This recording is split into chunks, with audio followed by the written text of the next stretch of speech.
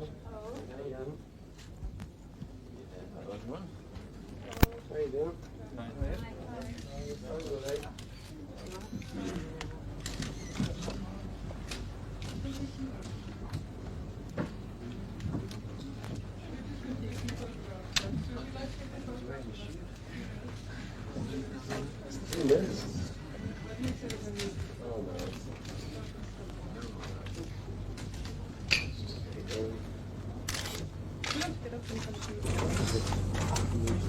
Oh, this is quite good, yeah.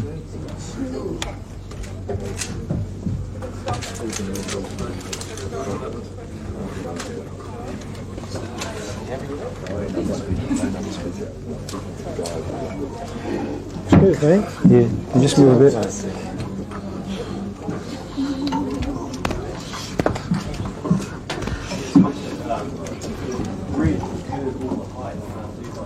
On the what?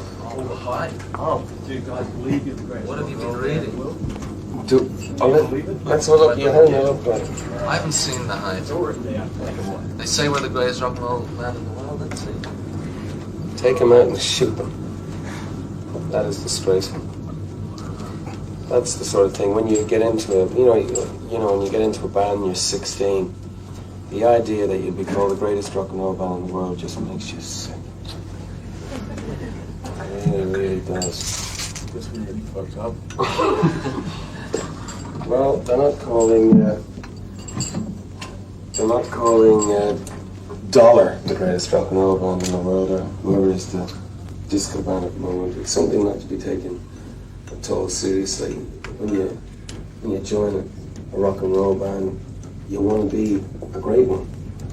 And being great, that doesn't mean, you know, selling records or tickets to your shows. Something else. You don't quite know what it is. We're not very happy about U2 really at the moment. I mean, we're not so happy with what we've done over the last 10 years. We feel we have a lot to do in the next 10 years. So it's a great compliment that people are throwing at us. But, you know, there are moments when you're on a stage, or there are moments in your music when you feel it's great. But it's not a constant thing. You know, so that's why we take it, you know, it's great that some people feel that way about us, but we don't take it so seriously. Bono, is there any chance you think you could ever become too rich, too famous? Would that concern you? Too rich, that's another bitch, yeah. Money. Well, what money does give you, which is something that we value, is gives you freedom. Gives you freedom to... Cars, houses in the south of France, Lear jets, all that. As well as freedom. As well as freedom. Also gives you, you know, you can control to an extent what you do. You know, a small band first gets a deal, they're just pushed around. At this stage, we pretty much do what we want, which is why, in fact, we're touring Australia and New Zealand, because it's mostly because we want to be here, we want to play these shows. Apart from those two things, I mean, you can pretty much keep it. And then, as Bono said, artistically, we're still searching. We still haven't done what we think we can do. It's a horrible pain to talk about money because so many people don't have it. I always thought that the thing about being successful and having some hard cash was that you didn't have to think about it, and therefore talk about it. Bonnie had 3 shows cancelled in Sydney because of the voice, the throat health problems of some sort. What's the situation there now? No problem. I'm telling you, I've seen the best throat specialist in the South Pacific. It's fine, it really is. It's just you've got some really weird germs down here. And really psychedelic shit.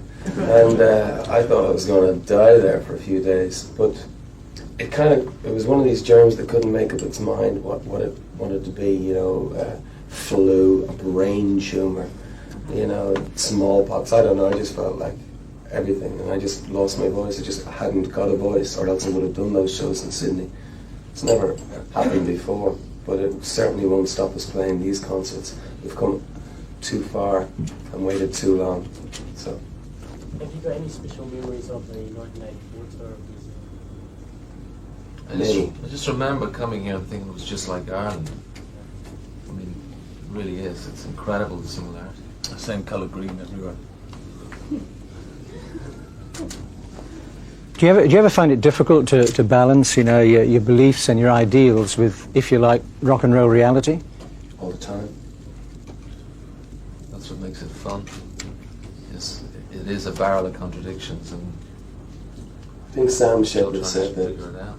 So, he's like a favourite playwright of mine. He said that if you ever find yourself right smack in the middle of a contradiction, it's not a bad place to be. It's, you know, it's not boring there.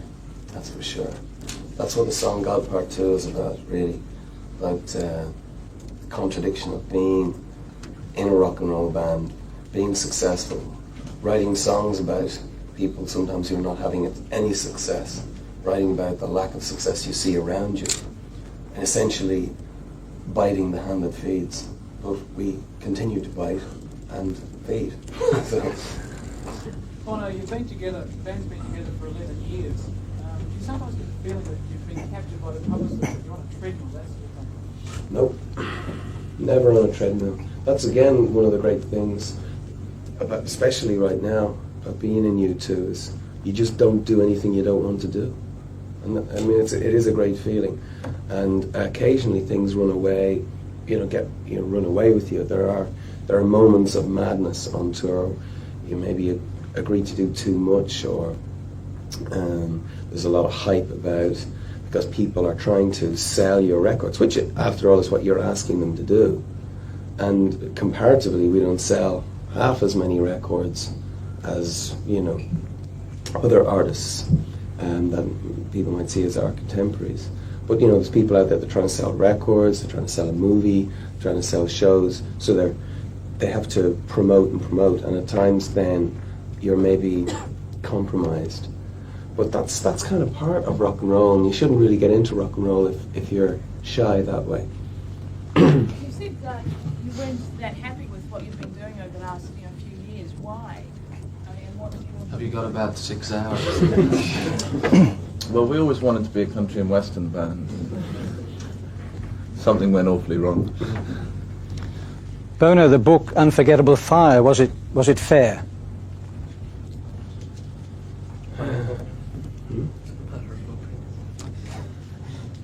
Yeah, as most Irishmen say when in a corner, it's a matter of opinion.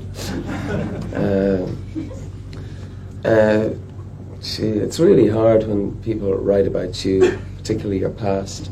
The early part of the book is well written, a bit about our families and growing up, and that's what Eamon Dunphy was trying to do, was to set us in context in the community and the city that we grew out of. As the book went past sort of halfway stage, I think maybe it was not as interesting. That's my own opinion. Do you wish you'd had more, editorial control over it? No. I think, to be fair to Eamon, he had no editor, and he was being pushed around by his own, publisher to hurry up and the like. It was all done on the run, and you can't really control that to that extent. You might like to, you can't. There's a quote here from in the Blur from T-Bone Burnett. U2 is what church should be. How big a role is the church in your lives? Which Zero. Yeah, which church are you talking about? Your own personal churches.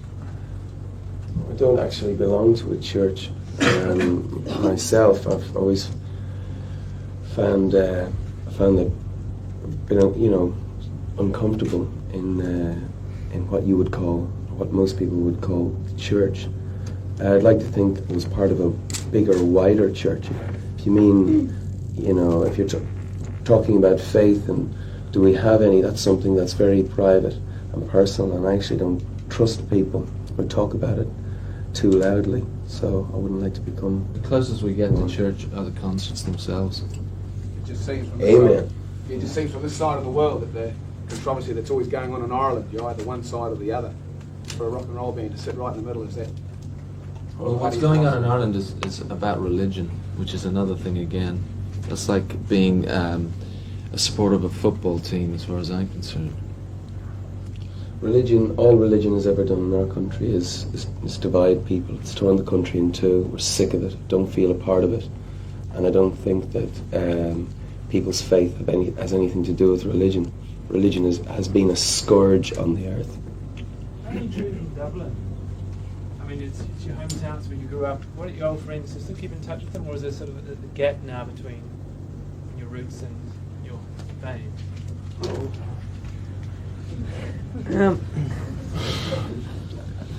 It's a difficult question because, you know, when you're in a rock and roll band, sometimes you try and fool yourself that as you become more successful, that things don't change and that you're still normal. When the facts of the matter are that you're not. Because being in a rock and roll circus is not normal. You were never normal. And I was never normal. But like I mean, it's difficult. You have to fight to maintain relationships and things like that. Do you have big flash houses, big flash cars? Oh yeah, Learjets, shit like that. You know, Guinness used to be the biggest export in Ireland. Things change. Can you tell us a little bit about One Free Hill? What was the motivation, where that song came from, what it's about? Again, you know, it's hard to have sex in public. It's also hard to talk about things. Actually, it's kind of depending on your point of view. One Tree Hill, we were there last night. Actually, 4 of us just got up there. But it was the first night we came into New Zealand. We went. I actually couldn't sleep, and I met some people who also couldn't sleep, who were hanging in the hotel, and they took me up to One Tree Hill. So I associated the first night, and also it was the first conversation I had with Greg Carroll. It was about One Tree Hill and what it, you know, was a symbol of originally for the Maori people and the like. And it's now a song. Next year, the government is hosting a birthday celebration here for 150 years of British colonisation. Can you see any parallels between the Māori experience and the Irish experience? They're having a festival to celebrate British colonialisation. 150 years. Now that's weird. Imagine celebrating that.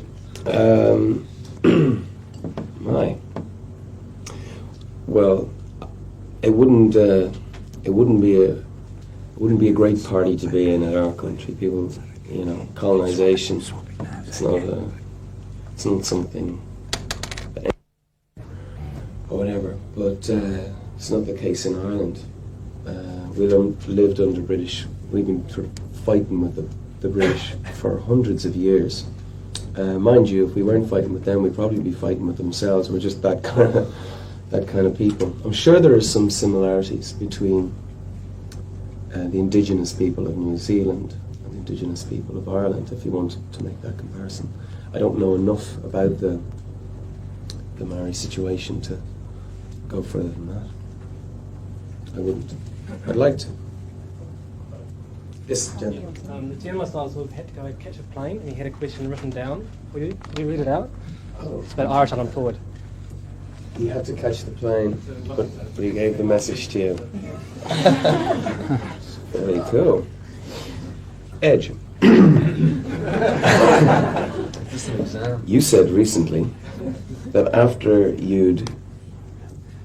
Shit, he can't spell. He's a typical journalist. After your year in Dublin, you will be looking at new musical directions. With the huge unemployment leading to massive emigration of Irish youth to Western Europe and the USA. What about, no mention here of New Zealand, Australia. Do you see Irish spirituality being exported? This is heavy shit. Influencing Europe as the Irish monks did in the 6th or 7th centuries. Will this tragedy of exile for Irish youth, as reflected in your, will it be reflected in your new musical direction? Quite probably.